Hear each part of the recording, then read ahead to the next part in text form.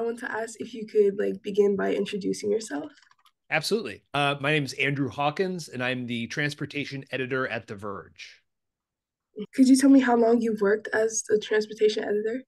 Oh boy. So I think I've been the transportation editor there for a little over 2 years now.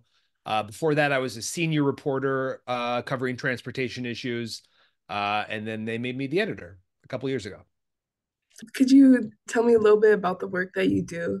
The Verge is as a publication, we cover, we like to say we cover the intersection of technology and culture, because our way of looking at it is that in a lot of ways, culture is technology.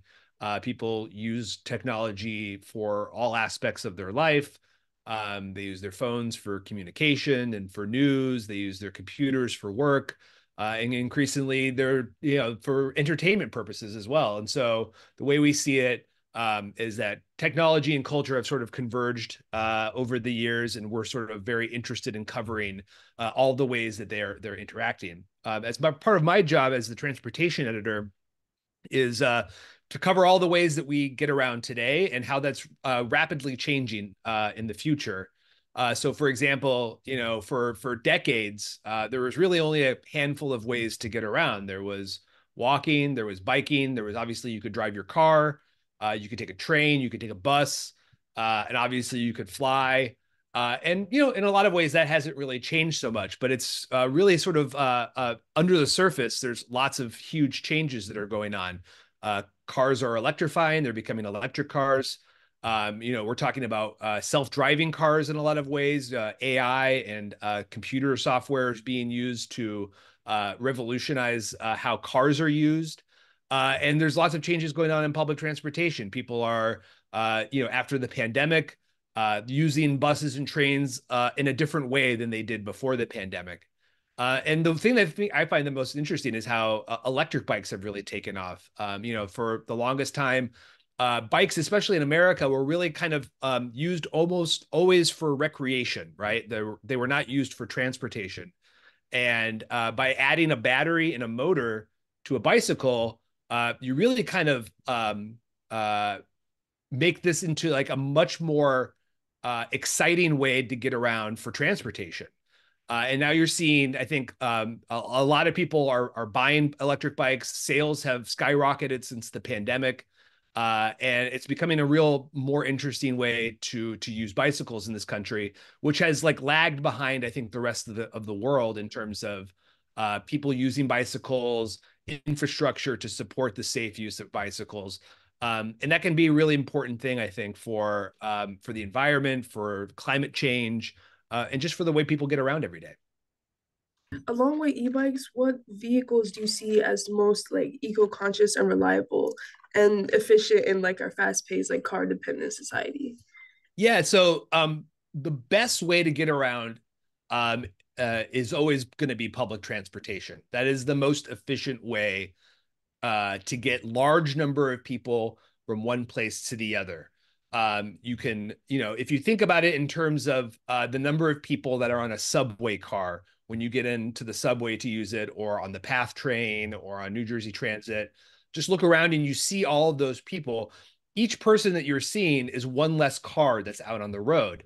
They're all together. They're all moving efficiently along a fixed route towards a destination, and that's always going to be the best for the climate in terms of getting people around in a efficient and reliable manner.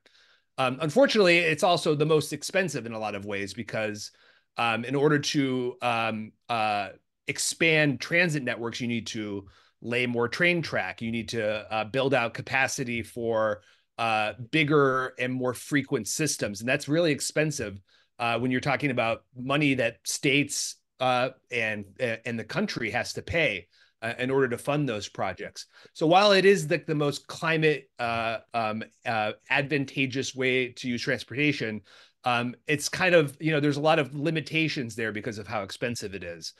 And so in that respects, electric bikes, I think, are also really exciting for the environment because they, I think, actively will replace car trips in a lot of ways. I think there has been a lot of studies that have shown that the majority of trips that people take every day using their cars are under 5 miles. And that's a sweet spot for e-bikes. Because, in the past, if you're talking about just regular acoustic bikes without motors and batteries, it was seen as, too much trouble to use a bike for transportation, to go run your errands, to go to the doctor's office, to drop your kids off at school, to go out in the evening to a restaurant. Nobody wants to have to do exercise while they're getting transportation. And so I think e-bikes is a great equalizer in that situation, because it's doesn't require as much effort. It kind of levels the playing field a little bit. It makes it easier to choose a bike over driving your car. So for that reason, I think e-bikes are a real exciting product, I think, in terms of reducing carbon emissions. E-bikes are really exciting because they have such a high potential to replace car trips for a lot of people, because of how they can be used, because of the nature of the way that people use their cars for these short trips. And also just like their ability to carry lots of cargo. You can carry kids, you can carry packages, you can carry your groceries if you have the right kind of bike. So that's going to be really, I think, important for the future in terms of reducing carbon emissions from transportation, which is the biggest single source of carbon emissions in this country. I think it's been shown that over a quarter of carbon dioxide that's released in the environment every year is from personal vehicles. It's from people's cars, their SUVs, their trucks, and also obviously from all the commercial vehicles that are out on the road as well. So if we want to bring those emissions down, bring that pollution in check, we need all of the tools in our toolkit to be able to fight that. And e-bikes are going to be a real important one, I think, in the future. Do you have like any ideas on how to improve like public transit, like affordable, like feasible ideas that you think like a city would, you know, you, you Yeah, that's a yeah. great question. That's a great question. And it's something that, like, has been really tough, I think, for a lot of cities and states over the years, because there's been a lot of disinvestment in public transportation. Cities and states have been reducing the amount of money that they pay into their public transit systems, and increasing the amount of money that they put into road expansion, highway expansion, which all that does is increase the number of people that drive. So in order to get more people onto trains and buses, you have to improve those systems, make it more reliable, make it more frequent, and meet the people where they are in terms of what their needs are for public transportation. You saw a little bit of that during the pandemic. Ridership dropped so much that the government had to come in and bail out a lot of systems, and so they passed a number of bills to inject billions of dollars, which was really just a lifesaver for most of these systems during the pandemic. But now that we're sort of out of the pandemic and people are getting back to their usual schedules, you're starting to see, because people are working from home more. There's still ridership is still not gotten back to where it was before the pandemic. So that's led a lot of people to be concerned about the future of public transportation, and what that's going to mean for how people get around in the years to come. So I think in a lot of ways, there's already a lot of smart policies that have been put in place. For example, congestion pricing in New York City was a really important one. I think a lot of the driving that people do in this country is, people don't really think about what is needed in order to drive. They get in their car, they turn it on, they go to where they need to go, they park, and then they go about their day, and they don't really think about all of the infrastructure that's been built to support that driving, whether it's the roads that they drive on, the parking spaces that they use, just everything that goes into sort of supporting car infrastructure. That takes a lot of money, a lot of upkeep. There's a lot of maintenance and a lot of repair that needs to go into all of that. And I don't think people will realize also, obviously, all of the negative effects of driving. Obviously, the pollution, the carbon emissions that are emitted by driving, traffic crashes. There's been a very a dismaying increase in the number of traffic crashes since the pandemic. And we're seeing right now the number of pedestrians and vulnerable people that are on the road that are getting killed by cars is at the highest level that it's been in about 40 years. People are driving more dangerously than they were before. And they're just also just driving more, period. There's more vehicle miles traveled since before the pandemic. So it's clear that the pandemic has spurred an increase in driving and also an increase in dangerous driving.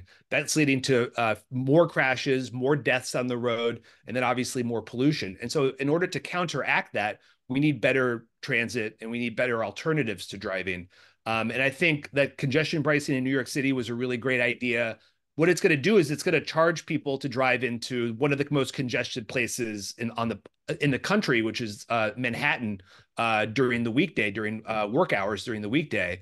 And that's, getting buy-in from the drivers. The idea is that if you make driving more expensive and more difficult for people, they'll do less of it. That this has been proven time and time again. There's been other countries that have imposed similar policies that it does really lead to a reduction in the amount of people that drive. And then that money can then be collected from the people that do drive. Those tolls can be collected and then pumped directly into the public transit system. So I think congestion pricing is going to be a huge win for public transit in the New York and New Jersey area. And it's really unfortunate, I think, that somebody like Governor Phil Murray and Murphy in New Jersey is suing to block that policy and trying to overturn it. Obviously, there's a lot of people who commute in New Jersey who are unhappy about the idea of having to pay more for driving. And I think a lot of people just don't realize the negative effects that their driving has on other people that they live with. And so I think that this is going to force a lot of people to reckon with some of those negative effects while also providing more investment and more funding for needed public transit systems that we have. What additional like policies and initiatives do you think Jersey City could implement alongside e-bikes and other eco-conscious vehicles to help create a more visible Yeah. change in, reducing carbon emissions? That is a great question. There's a lot that can be done. So I want to say, first of all, that I feel like Jersey City has done a lot of great work already. From what I understand, there's been a lot of investment in bike lanes, especially protected bike lanes in the city, which to me is really the best thing that any city can do in order to encourage more people to come out and bike and use their cars less. In order to do that, you need to obviously make things safer for them. A lot of people are just not going to make the choice to use their bicycle, the lowest carbon form of transportation, because they just don't feel safe doing it. Cars are extremely dangerous. They drive dangerously. They present a huge risk to people when they're out on the road biking. And obviously, over the last decades plus, cars have gotten a lot bigger. We're starting to see a lot bigger SUVs, a lot bigger trucks. And there have been numerous studies that have shown that these bigger vehicles pose a unique risk to pedestrians, but also to cyclists as well. So providing a safe place for people to use their bikes, especially in dense cities, is really the best policy that you can put in place to encourage more people to bike and to use their cars less. So that's really encouraging to see Jersey City do that. I think another thing that they can do is to subsidize the purchase of e-bikes. E-bikes can be really expensive. There's several $1,000s. They're typically a lot more expensive than normal bikes are. There's a lot of components, a lot of electronics that go into it. And so in order to make sure that more people can have access to e-bikes, I think the cities and states especially can subsidize those purchases by offering people tax credits or discounts at the point of purchase to help bring some of that cost down and to ensure that more people can afford e-bikes so that they can have a better choice in terms of using those as opposed to using their personal vehicles. And we've seen that has had a really positive effect. There's been a lot of states around the country, Colorado, California, Washington, D.C., a number of other places have subsidized e-bike purchases, which has led to an explosion of e-bike sales in those communities. And then you got more people biking, you got less people driving, and it's just a win for the entire community. Are there any like downsides that you think there are to making e-bikes and more accessible in major cities? There's not like I wouldn't say there's like a specific downside, but what it does do is it does lead to a little bit of tension, I think, amongst people that do use bicycles, especially in cities, because what you do have that you have to reckon with is obviously the more people who are biking, there's going to be more people using your bike lanes, and it's going to get more congested. And there might be what you might start to see is you might start to become victim of your own success. And the more people that are biking, you're going to need to expand your network of bike lanes that are out there. Obviously, another big issue that I feel like the industry is responding to is this issue of fires that are started by e-bike batteries. We've seen a number of cases in New York City, especially, where there have been some really tragic, unfortunate occurrences of of cheap, poorly made e-bikes catching on fire. And then spreading throughout apartment buildings. And there have been dozens of people who have been killed as a result of these fires, which is really terrible. And I don't think that that's like a specific issue about e-bikes. It's about the way that the bikes are built, and also it's a sign of that people are looking for cheap e-bikes. They're willing to pay rock bottom prices, and that means that they're going to be buying some e-bikes that are less safe than they should be, which is unfortunate. So a lot of these bikes end up being made in China.